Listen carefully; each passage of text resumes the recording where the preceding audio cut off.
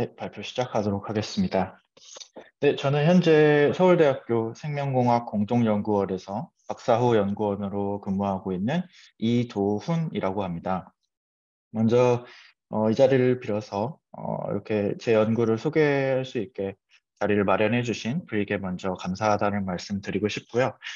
오늘 발표는 Learning the Histone Course of Gene Regulation with Large Genomic Windows and 3D Chromatin Interactions Using Transformer라는 주제로 발표를 진행하려고 합니다.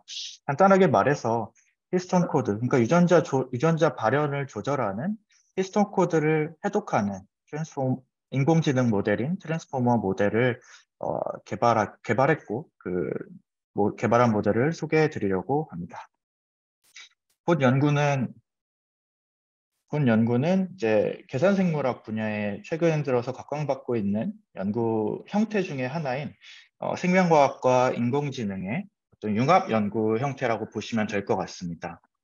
그 중에서도 저는 이제 에피제네틱스, 후성 유전학과 인공지능의 융합 연구를 수행했다라고 보시면 될 것 같습니다. 제 모델과 실험 결과들을 설명하기에 앞서서 먼저 간단한 백그라운드 소개를 드리고 가면 좋을 것 같습니다. 다들 아시겠지만 히스톤 단백질은 활량체 단백질로서 DNA가 히스톤 단백질을 이렇게 감겨서 핵 내에 굉장히 컴팩트하게 존재할 수 있도록 해주는 어떤 보조 단백질이라고 볼 수가 있습니다. 하지만 히스톤 단백질의 더 중요한 기능은 히스톤 단백질 꼬리에 다양한 화학적 변형들이 일어남으로써 그 주변 유전자의 어떤 발현을 조절하는 어떤 조절자로서의 기능이라고 말씀을 드릴 수가 있겠습니다. 히스톤 꼬리에 생길 수 있는 그런 화학적 변형들은 수백여 가지나 된다고 알려져 있는데요. 이러한 히스톤 모디피케이션들, 즉 히스톤 변형들의 조합이 유전자 발현을 조절한다라고 알고 계시면 될 것 같습니다. 그렇게 나타나는 어떤 가설이 히스톤 코드 하이포시스라는 히스톤 코드 가설인데요. 이 히스톤 코드 가설을 한 문장으로 설명을 하자면 히스톤 단백질의 꼬리에 발생하는 케미컬 모디피케이션의 조합이 유전자 발현을 조절하는 어떤 정보를 담고 있다라는 게 히스톤 코드 하이포시스입니다.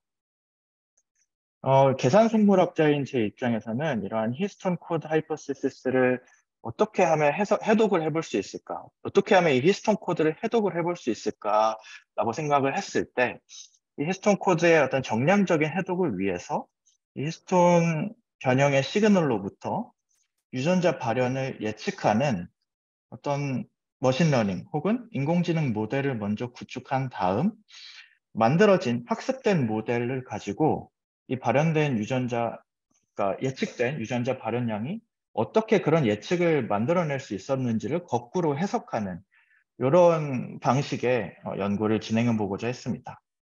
정리하자면 히스톤 코드로부터 유전자 발현량을 예측하는 모델을 만들고 그 모델을 거꾸로 해석해 봄으로써 어떤 히스톤 코드가 이 유전자 발현량 예측에 중요하게 작용을 했는지를 거꾸로 해석하는 연구라고 보시면 될 것 같습니다. 실제로 이러한 머신러닝 혹은 인공지능 방법론을 사용을 해서 히스톤 모디피케이션으로부터 유전자 발현 조절의 어떤 기작을 학습하는, 유전자 발현이 얼마나 될 것인지를 학습하는 그러한 인공지능 모델들이 쏙쏙 만들어져 왔는데요. 예를 들자면 2016년 바이오인포메틱스에 출판된 딥크롬이라든지 2017년 유립스 학회에 출판된 어텐티브 크롬이라든지 혹은 2020년, 이건 이제 저희 연구실에 강민지 학생이 이제 발표한 논문인데요. 2020년 Frontiers in Genetics에 출판된 멀티 어텐션에 기반한 유전자 발현량 예측 모델, 이렇게 예를 들 수가 있을 것 같습니다. 이 모델을 어떻게 하면 발전시킬 수 있을지, 어떻게 하면 이 모델들이 생각하지 못했던 새로운 어떤 유전자 발현 조절의 특성을 모델이 학습할 수 있게 함으로써 유전자 발현 예측의 성능을 향상시킬 수 있을지 고민을 해봤는데요. 제 아이디어는 유전자 발현 조절에 있어서 이 3D 크로마틴 폴딩, 그러니까 3차원 염색체 접힘이 굉장히 중요하게 작용을 하니까 어떻게든 모델에 이러한 3D 크로마틴 인터랙션 정보를 주입을 해서 모델이 이를 학습할 수 있게 한다면 성능 향상이 당연히 있을 거라고 저는 확신을 했었습니다. 간단하게 설명을 드리자면 DNA를 쭉 풀어서 길이를 재보면 한 2m 정도 된다고 하고요. 근데 핵의 지름은 한 4 마이크로미터 정도로 알려져 있는데, 그렇게 긴 DNA가 그렇게 작은 핵에 존재하려면 당연히 굉장히 컴팩트하게 접혀야겠죠. 이러한 DNA 접힘이 비일비재하게 일어나고 있는데, 심지어 이러한 DNA의 접힘이 유전자 발현 조절에 굉장히 중요하게 기능을 하고 있습니다. 즉, 3D 크로마틴 인터랙션이 진 익스프레션 레귤레이션에 굉장히 중요하게 작용을 하고 있다라고 알고 계시면 될 것 같고, 특히 이 프로모터와 인터랙션을 하면서 유전자 발현을 액티베이션 시키는 그러한 지노믹 리전 혹은 엘레멘트들을 인핸서라고 보통 부르고, 이렇게 프로모터와 좀 멀리 떨어져서 이제 프로모터와의 인터랙션을 통해서 유전자 발현을 조절하는 그런 기작들을 시스 레귤레이션이라고 하고, 앞서 말했듯이 인핸서를 비롯한 그런 엘레멘트, 디지털 컨트롤 엘레멘트들을 보통 시스 레귤레터리 엘레멘트 혹은 CRE라고 부릅니다. 인핸서 말고도 사실은 멀리 떨어져서 DNA 접힘을 통해서 프로모터와 가까이 존재해서 유전자 발현을 억제하는 사일런서의 존재도 최근 들어서 많이 연구가 되고 있는 추세입니다. 즉, 인핸서와 사일런서가 1차원적으로 봤을 때는 굉장히 멀리 떨어져 있지만 유전자 접힘을 통해서 유전자 발현량에 대한 어떤 추가적인 정보를 제공한다라고 저는 이해를 했고 거기에 착안을 했습니다. 왜냐하면 기존 모델들은 이 프로모터 주변에 히스톤 시그널들만 가지고 유전자 발현을 예측했기 때문에 이렇게 멀리 떨어진 다른 지역들의 정보를 추가적으로 활용을 할 수가 없었기 때문이죠. 하지만 이러한 인공지능 혹은 머신러닝 모델들을 학습하기 위해서는 사실 데이터가 필수적입니다. 데이터의 양이 많아야 그 데이터로부터 모든 학습을 해서 예측을 수행하는 게 이제 머신러닝 혹은 인공지능 모델이라고 간단하게 설명을 드릴 수가 있을 텐데, 다행히도 최근 들어서 하이시나 혹은 치아펫 등의 하이스루풋한 방법들이 이러한 크로마틴 폴딩, 크로마틴 인터랙션에 대한 정보들을 굉장히 빠르고 많이 제공하고 있고, 실제로 이러한 데이터들이 많이 축적되고 있는 추세입니다.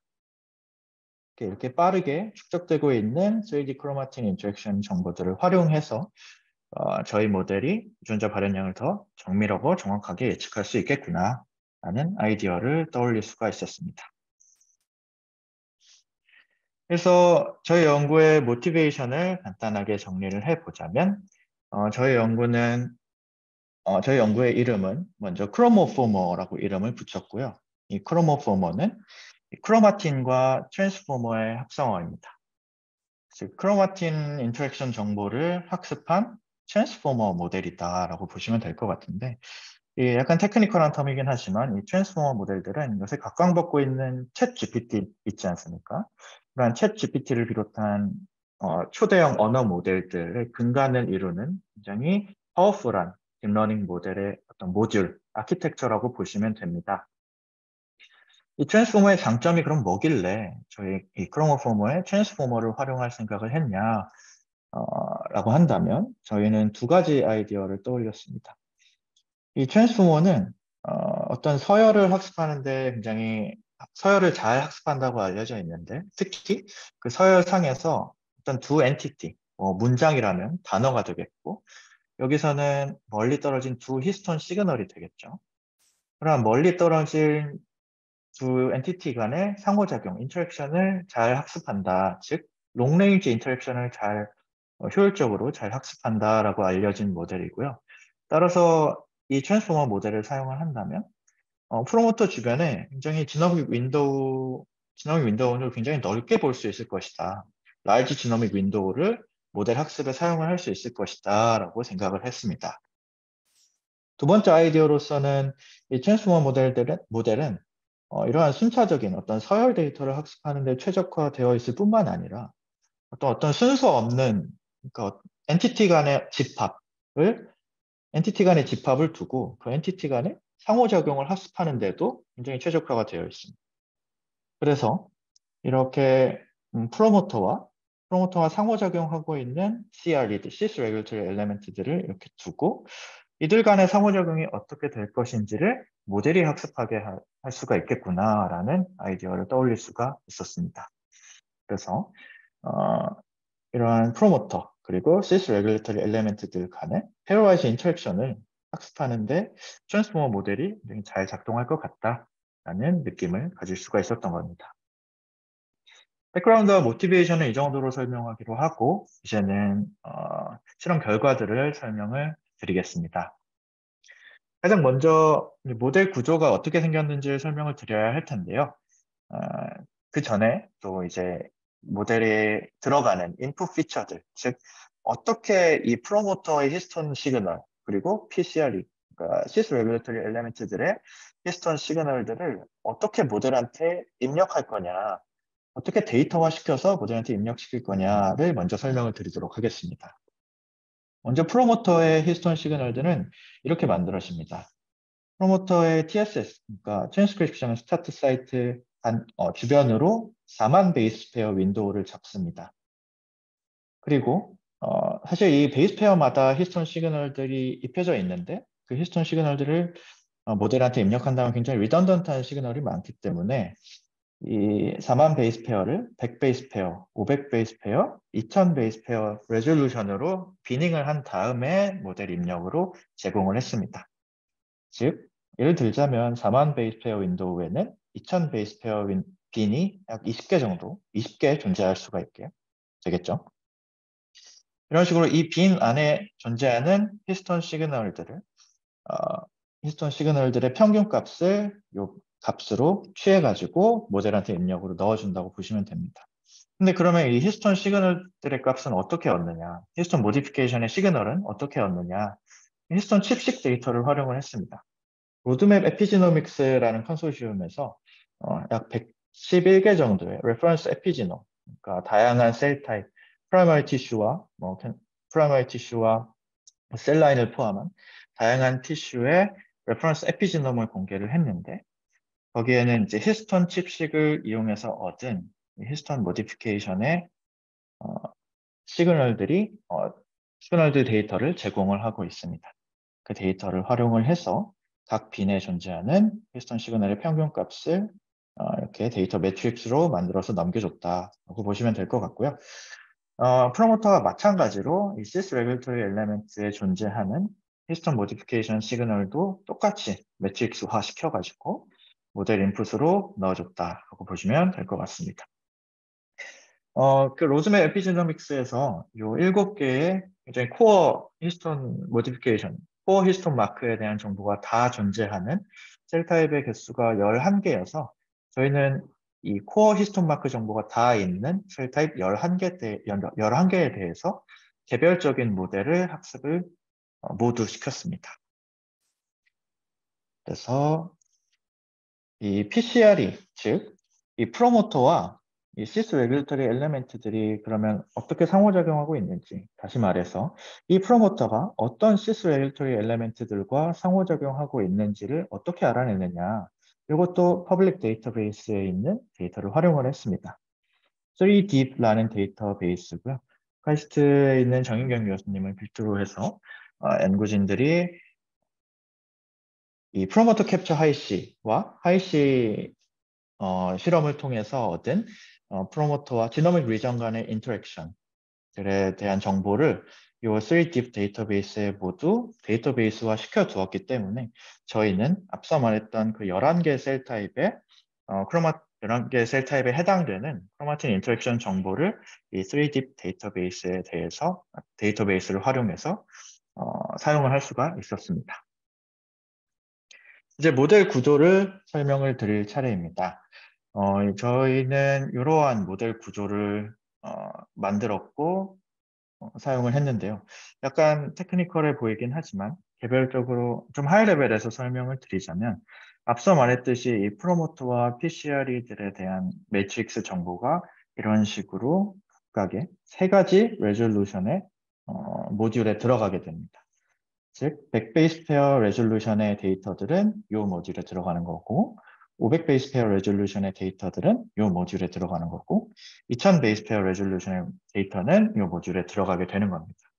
각각의 모듈은 그러면 어떤 일을 하느냐? 먼저 제일 중요한 건 역시 유전자 발현에 있어서 제일 중요한 건 역시 그 유전자 프로모터에 존재하는 코어 프로모터의 히스톤 마크들입니다. 그 히스톤 마크들을 먼저 엔베딩 트랜스포머라는 모듈이 학습을 하게 되고 거기서 나온 그 프로모터의 히스톤 마크의 정보를 함유하고 있는 그 인베딩을 뽑아와서 그 프로모터 인베딩과 PCRE의 데이터가 어떻게 상호작용하는지를 또 페어와이즈 인터랙션 트랜스포머가 학습할 수 있도록 했습니다. 즉, 프로모터 인베딩과 페어와이즈 인터랙션 인베딩을 한꺼번에 레귤레이션 트랜스포머라는 모듈에 넣어서 이 프로모터 인베딩이 이 상호작용 인베딩으로부터 어떻게 변형돼서 유전자 발현량 조절에 관여하게 되는지를 각각의 모듈이 학습하게 되고 이 세 가지 레졸루션의 인베딩을 합쳐서 마지막에 fully connected 딥러닝 레이어를 통과해서 유전자 발현의 예측을 내놓게 됩니다. 좀 디테일하게 설명을 드리진 않겠지만 좀만 각각 하이 레벨에서 설명을 또 드리자면 인베딩 트랜스포머는 코어 프로모터, 그러니까 프로모터 하나의 인베딩을 학습을 하게 되는 거고 페어라이즈 인터랙션 트랜스포머는 프로모터와 PCR이 간의 1대1 상호작용을 학습하게 되는 거고 레귤레이션 트랜스포머는 프로모터의 인베딩 그리고 페어라이즈 인터랙션의 인베딩을 통합적으로 1대4 상호작용을 학습하게 되는 겁니다. 이러한 하이라키를 조금 더 디테일하게 살펴보자면 각각의 모듈은 살짝씩 다른 어텐션 방법을 취하고 있는데요. 먼저 맨 왼쪽에 인베딩 트랜스포머는 셀프 어텐션을 취하고 있고요. 두 번째는 이 인베딩 트랜스포머로부터 얻은 코어 프로모터 피처를 가지고 인코더 디코더 어텐션, 즉 코어 프로모터 인베딩과 PCRE 피처가 어떻게 상호작용을 할 것이냐를 인코더 디코더 어텐션이라는 방법으로 학습을 하게 되고 마지막으로 이러한 모든 인베딩을 합쳐서 한꺼번에 게이트 셀프 어텐션으로 학습을 하게 됩니다. 이제 마지막으로 이 연구의 결과를 설명을 드리도록 할 텐데요. 저희가 처음으로 시도해봤던 실험은 굉장히 간단한 실험이었습니다. 유전자 발현량을 그러니까 리그레션, 회귀 태스크를 풀면은 좋겠지만 저희가 가장 먼저 시도해봤던 거는 간단하게 어떤 한 셀 타입에 대해서 그 유전자 발현량이 중앙값 이상이냐, 중앙값 이하냐라는 바이너리 클래시피케이션 문제를 먼저 풀어봤습니다. 왜냐하면 기존 모델들이 다 이 문제를 품으로써 성능을 보고하고 있었기 때문에 저희도 같은 스킴에서 성능이 얼마나 향상되는지를 비교해 봐야 됐기 때문에 이 태스크를 먼저 수행을 했는데요. 빨간색으로 나타난 이 저희가 개발한 크로모포머 모델이 기존 모델들에 비해서 성능 향상이 있음을 확인을 할 수가 있었습니다. 추가적으로 이제 DC 머지라고 하는 저희가 이제 논문을 작성하고 있는 과정에서 이제 3D 크로마틴 인터랙션을 반영한 그래프 뉴럴 네트워크 모델이 제안이 됐었는데요. 바이오 아카이브에 올라왔었는데 이 모델과 비교해 봐도 저희 크로모포머 모델이 성능 향상이 더 있었다. 즉, 이 크로모포머 모델의 트랜스포머 기반의 학습이 3D 크로마틴 인터랙션을 학습하는데 좀 도움이 많이 됐고 그로 인해서 유전자 발현 예측의 성능이 향상이 될 수가 있었다라고 말씀을 드릴 수가 있겠습니다. 논문을 내다 보니까 이제 리뷰의 요청으로 당연히 바이너리 클래시피케이션은 너무 단순한 문제다. 진 익스프레션 리그레션 문제를 직접적으로 한번 풀어봐라. 그리고 나아가서 익스프레션 폴드 체인지, 그러니까 둘 셀 타입이 있을 때, 그리고 둘 셀 타입에 같은 유전자에 대한 히스톤 시그널들이 주어졌을 때, 그럼 두 유전자의 발현량의 폴드 체인지가 어떻게 될 것이냐, 이 문제도 한번 풀어볼 수 있지 않겠냐? 라고 제안이 와서 실험을 수행을 했습니다.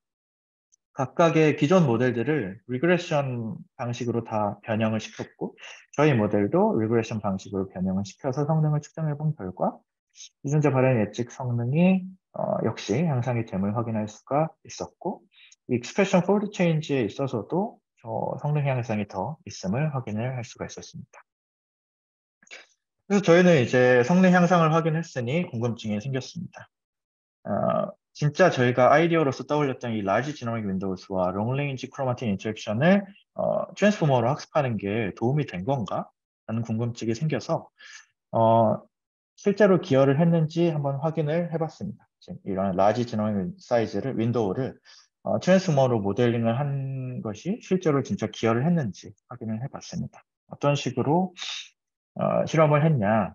이 프로모터 주변에 저희 크로모포머 모델은 프로모터 주변에 한 4만 베이스 페어 정도를 확인을 하는데요. 실제로 그 윈도우 사이즈를 줄여갈 때 성능이 떨어지는 것을 확인을 할 수가 있었습니다. 즉 반대로 말해서 윈도우 사이즈를 늘려갈수록 성능이 향상되는 거죠. 하지만 기존 모델들은 보통 만 베이스 페어 정도를 사용을 합니다. 프로모터 주변에. 근데 만 베이스 페어가 넘어가면 성능 하락이 있음을 확인을 할 수가 있었습니다. 즉 트랜스포머 모델을 썼기 때문에 윈도우 사이즈를 늘려가도 성능의 하락이 없다. 즉 윈도우 사이즈가 커져도 잘 작동하는 모델이다라고 요약을 드릴 수가 있겠습니다. 나아가서 sys regulatory interaction을 고려한 게 진짜 도움이 됐나라고 알아봤더니 실험은 이런 식으로 진행을 했습니다. 이 pairwise interaction transformer와 regulation transformer는 sys regulation을 반영한 모듈이기 때문에 그 모듈들을 다 제거하고 모델을 학습을 시켜봤습니다. 당연히 성능은 떨어졌습니다. 즉 이러한 sys regulation 모델링이 성능 향상에 반대로 말해서 도움이 됐다는 거죠. 그리고 좀 더 자세히 들여다봤더니 sys regulatory interaction이 없는 유전자들이 있는데 그 없는 유전자들에 대해서는 성능 하락이 없었고 sys regulatory interaction이 있는 유전자들에 대해서는 성능 하락이 있었습니다. 즉, 이 유전자들에 한해서 어떤 유전자 발현 모델링의 예측 성능이 올라갔다. 즉, sys regulatory interaction 모델링이 이 유전자들에 한해서 도움이 됐다라고 보시면 될 것 같습니다. 결론을 내리자면 첫 번째 결론은 large genomic windows를 사용한 것과 sys regulatory interaction을 사용한 게 성능 향상에 도움이 됐다라고 보시면 될 것 같고요. 두 번째 질문은 이 학습된 크로모포머 모델이 트랜스포머, 즉 어텐션을 사용을 하고 있기 때문에 본질적으로 간단한 해석이 가능합니다. 즉 딥러닝 모델들이 기본적으로 블랙박스 모델이라 해서 성능은 잘 나오지만 모델이 해석이 안 된다는 게 단점으로 지적받고 있는데 이 크로모포머 모델은 생물학적인 해석이 가능한지를 한번 확인을 해봤습니다. 그래서 셀프 어텐션, 트랜스포머 그 모듈 안에 들어간 셀프 어텐션이 어떻게 학습됐는지를 확인을 해봤고 확인 결과 이 TSS 다운스트림으로 한 4에서 6kbase 페어 정도의 어텐션이 강하게 잡히는 것을 확인을 해봤습니다. 더 자세히 들여다봤더니 이 어텐션이 잡히는 지역이 대부분 진 바디 지역이었고 이 진 바디 지역에 있어서 4에서 6kb 지역이 transcription elongation 시그널, 즉 H3K36 트라이메실레이션 시그널이 가장 강하게 잡히고 특히 강하게 잡힘과 동시에 하이 익스프레션과 로우 익스프레션 진 사이의 차이가 가장 큰 지역이었습니다. 즉 트랜스크립션 일롱게이션 시그널들의 어텐션을 가지고 있다라고 간단하게 설명을 드릴 수가 있었고 그다음에 이 H3 K36 트라이메실레이션이 없는 그러니까 이 피처를 사용하지 않는 트랜스포머 모델, 크로모포머 모델을 학습했을 때 이 지역의 어텐션이 상대적으로 많이 사라짐을 확인함으로써 실제로 모델이 이 히스톤 시그널을 주로 활용하고 있었구나. 이 히스톤 시그널에 주로 어텐션을 많이 가지고 있었구나라고 이해를 해볼 수가 있었습니다. 즉 결론을 말씀드리자면 이 진바디에 존재하는 트랜스크립션 일롱게이션 시그널에 아답티브리 어텐드하는 어떤 학습을 모델이 수행을 했다라고 알 수가 있었습니다. 마지막으로 앞서 말씀드린 건 이제 굉장히 스태틱한 히스톤 시그널들에 대한 분석이었다면 3차원 염색질 상호작용에 관해서는 어떤 해석이 가능한지에 대해서 알아봤습니다. 즉 모델이 이러한 디지털 시스 레귤레이션에 관해서 과연 어떤 거를 배웠는지를 알아보기 위해서 저는 이 시스 레귤레이션의 학습에 관여하는 모듈들이 이 임베딩, 프로모터 임베딩을 어떻게 변형시켰는지를 확인을 했습니다. 이런 식으로 이 빨간색이 그냥 프로모터 임베딩이라면 이 보라색은 시스 레귤레이션이 반영된 임베딩이라고 보시면 되는데요. 이 임베딩 간의 거리를 잴으로써 얼마나 이 시스 레귤레이션이 프로모터 임베딩을 더 많이 변형을 시키는지를 정량화했다고 보시면 됩니다. 즉, 이 값을 저는 Predicted Sys Regulatory Impact, PCRI라고 정의를 했고 이 PCRI에 대한 분석을 진행을 한 결과 PCRI가 점점 커질 때 익스프레션이 높은 유전자는 익스프레션이 더 높아지는 걸로 확인을 했고 익스프레션이 낮은 유전자에 한해서는 익스프레션이 더 낮아짐을 확인을 했습니다. 즉, 추측하건대 이 PCRI가 높은 유전자들은 인핸서에 의해서 액티베이션이 되고 있고 PCRI가 높은 유전자들은 익스프레션이 낮은 유전자들에 한해서는 사일런서에 의해서 서프레션이 되고 있구나라고 추측을 해볼 수가 있었습니다.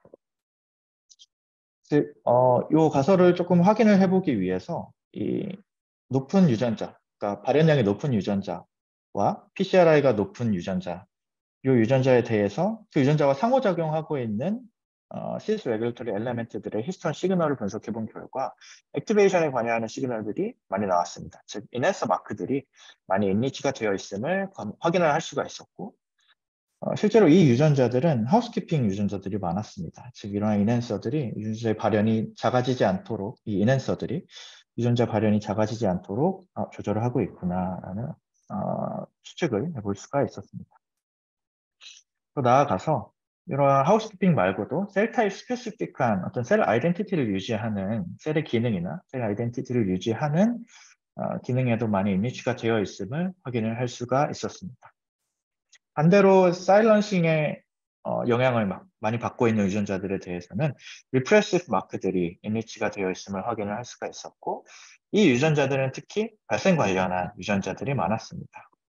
발생 관련 유전자들은 폴리콤 리프레시브 컴플렉스 등의 어떤 사일런싱 머시너리들에 의해서 억제가 되어 있음이 많이 알려져 있었기 때문에 잘 잡았구나라고 결론을 내릴 수가 있었습니다.